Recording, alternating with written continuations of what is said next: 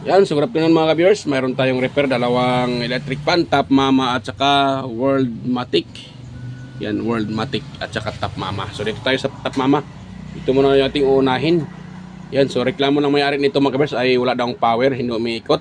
Yan, nawalan bigla ng power. So ito ay bago pa. Mga ka-viewers, bago pa lang. So nawalan na ng power. So yan, bago pa tayo mag-start dito ay intro muna mga ka-viewers.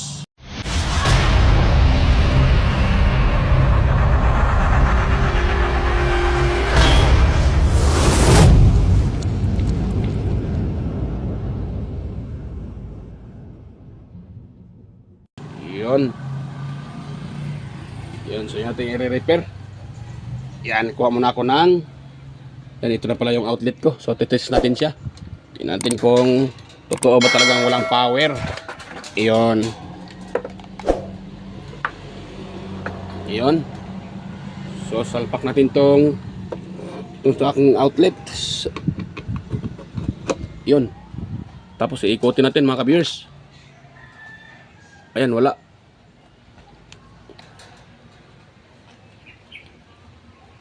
Yan, meron siyang kunting ugong. Naugong lang mga ka-viewers.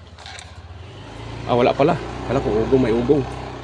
Wala pala mga ka-viewers, wala siyang ugong. Kahit ugong wala. So, hugutin natin. Tinating ititis sa tawag dyan. Tinating ititis sa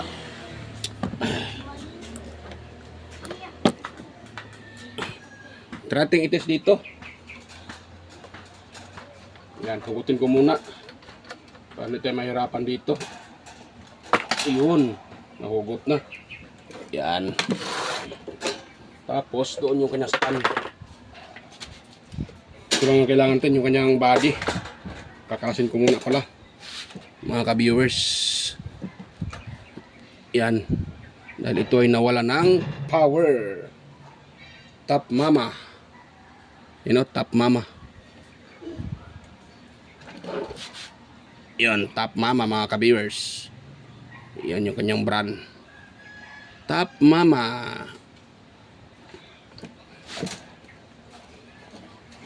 So, tingin ko parang ano din to eh. Aluminum din yung kanyang motor mga ka-viewers. Itong Top Mama na to. Nilagyan na pala ito ng ano eh. Kala ko eh, meron na palang nakalagay na ano, tawag dyan. Ito oh. Siguro, lustered na yung kanyang ano, kanyang pan lock. Or screen lock mga ka-viewers.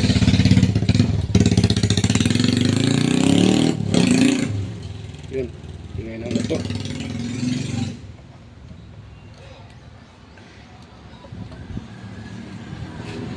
So, tingnan natin itong ano. At wala na pala itong ano. Wala na pala siyang ito yung kanyang pinaka ano kilaan. Wala na.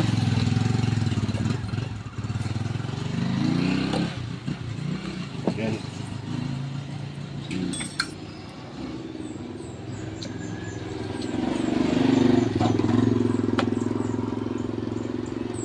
Yan, matigas din siya eh.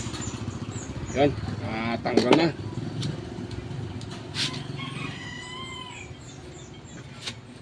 Tingnan natin kung madala pa ito sa repair.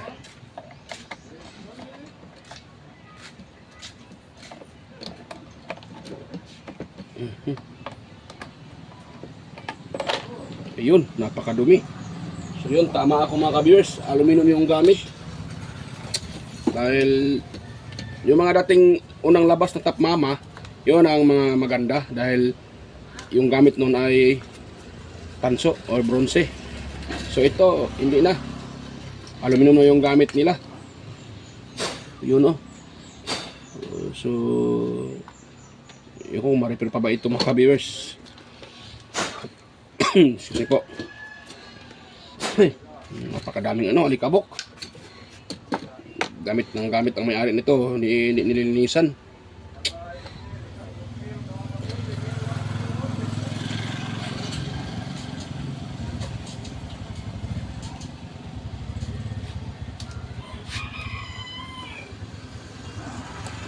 Kaya nasira dahil hindi nilinisan. Kaya nasira kaagad mga ka-viewers. Malambot naman siya mga ka-viewers, hindi naman nag-stock up. You know, malambot at hindi naman siya kalog, you know. Wala din siyang kalog. Yung pag ganyan normal lang yan, pero yung pataas mababa dapat wala. So wala din siya, oh. Wala siyang kalog at napaka-pre-wheel niya. Pero nasisira or nasira siya. Hindi naman stock up. So bakit kaya ito?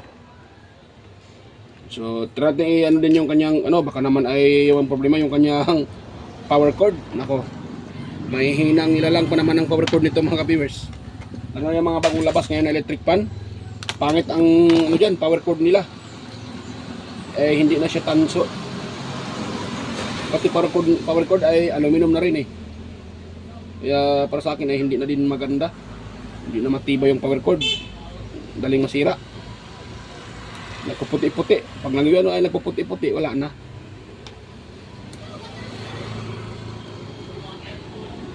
Yun. Yan oh.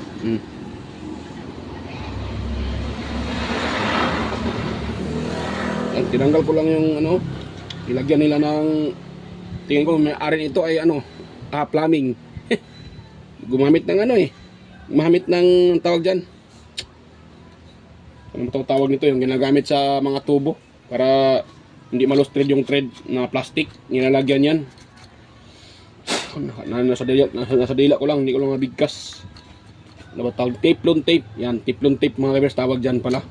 Teflon tape.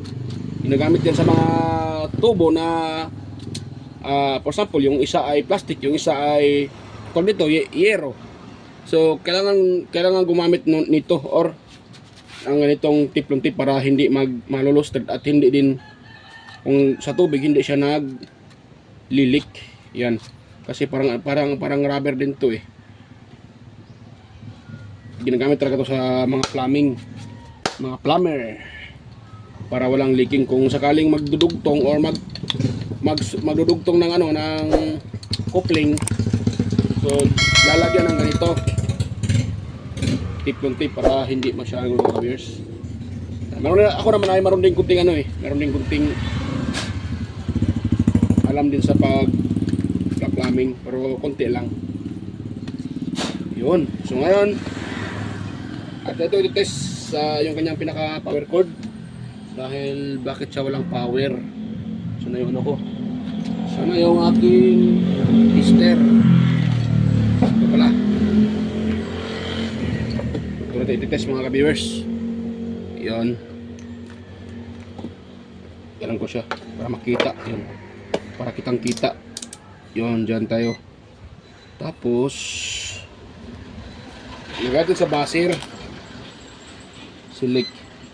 Yun, buzzer. Yun.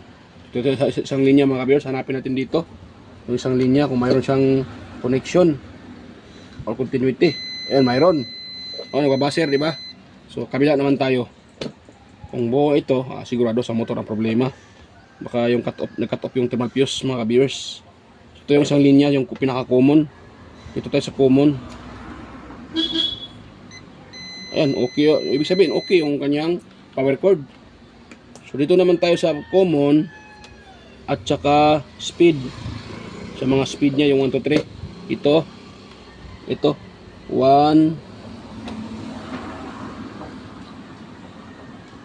Oh, meron naman na 500 plus.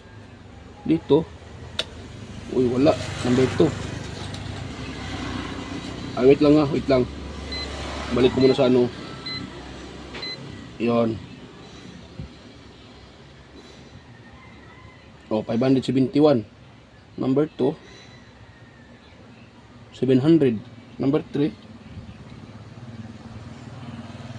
Yan. Oh, 71 yung number 3. Naging 71. Patay.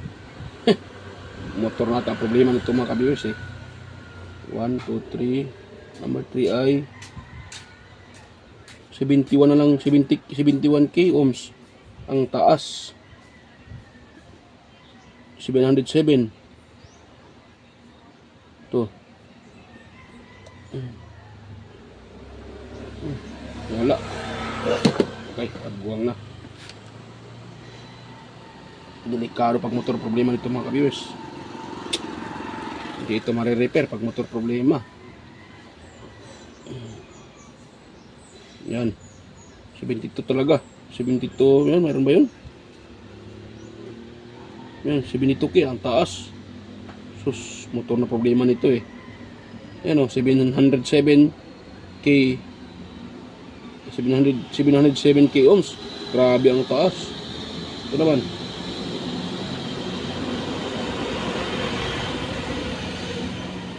Five 571 ohms. Yon. Tumpak to. Pero itong isa, ano, 707K ohms. Nako, ang taas mga viewers. So, matik. Motor na problema nito.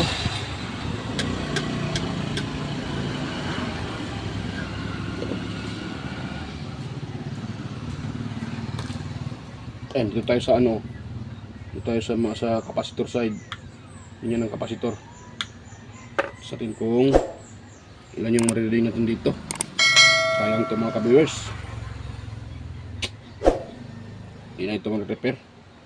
Motor ng problema nito.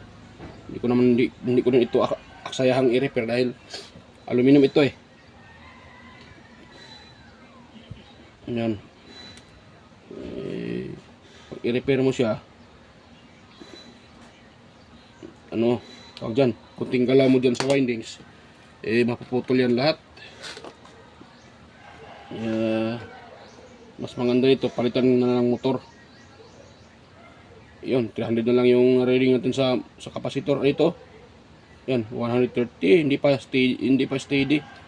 So, motor talaga ang problema mga ka-viewers.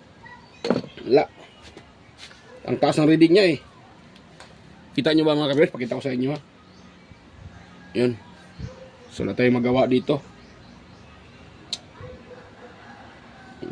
Tanungin ko muna yung may-ari nito kung ipaparepair niya o hindi. Motor palang problema. Yan o. Yan o.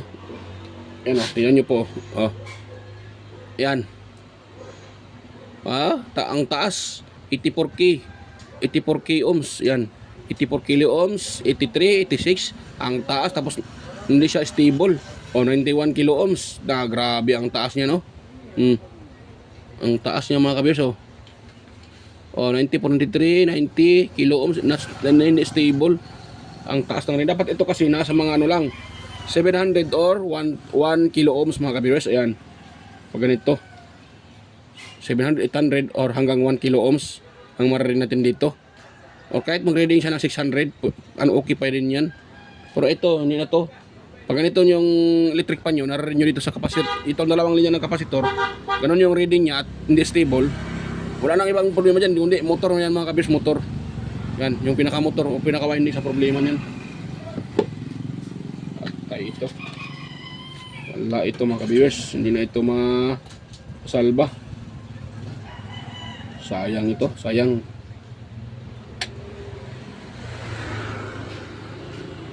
Well, sayang ito, sayang. Hindi na ito ano. Wala. Antayin ko na lang yung may-ari nito kung ipaparepair o hindi. Mga ka-viewers, kung ipaparepair nila, salpakan ko ng motor. Kung hindi, wala akong magawa dito.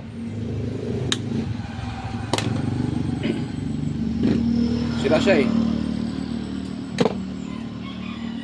Kaya mga ka-viewers, sira. So wala tayong magagawa dyan. Sira. Antayin ko na lang ang ano nito, part 2. Kung magkaroon ng part 2, pakita ko na sa may-ari. At tanungin ko kung papayag siya na salpakan ko ito ng panibagong motor. Kung hindi, na wala akong magawa nito. Pero kung papayag siya, so magkaroon tayo dito ng part 2. Pagpapayag siya. Yan. So, wala eh. Sira talaga eh. Kita nyo naman, nung nireading ko itong dalawang linya, wala na. Napakataas at unstable. Tsaka dito sa kanyang speed, napakataas din. Wala na talaga. Ay, may nakita pa ko dito, lusog, ano, nasunog na yung ano, sunog na yun, nangitim na yung ano eh, yung insulator, yung pinaka cambric tubing tawag nila, or itong pinaka ano niya, mylar insulator, or cambric tubing tawag sa iba. Yan o. Itong pinaka-mylar insulator.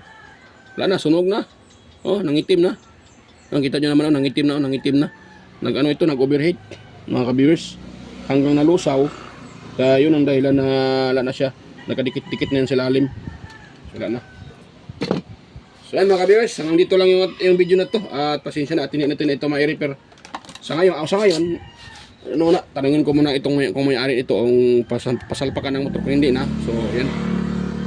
Kung papayag siya na pasalpakan, so mayroon tayong part 2 nito. So yan, bye-bye mga ka-viewers, at kita-kita tayo ulit. At salamat nga pala sa inyong, kahit wala kayong natutunan dito sa video na to, pinapakita, ay sa bagay, pinakita ko naman kung paano i-check up. Pero sa mga palad, hindi natin na-repair. So yan mga ka-viewers, hanggang dito lang, at kita-kita tayo ulit sa aking next na mga video. Yan, salamat mga ka-viewers.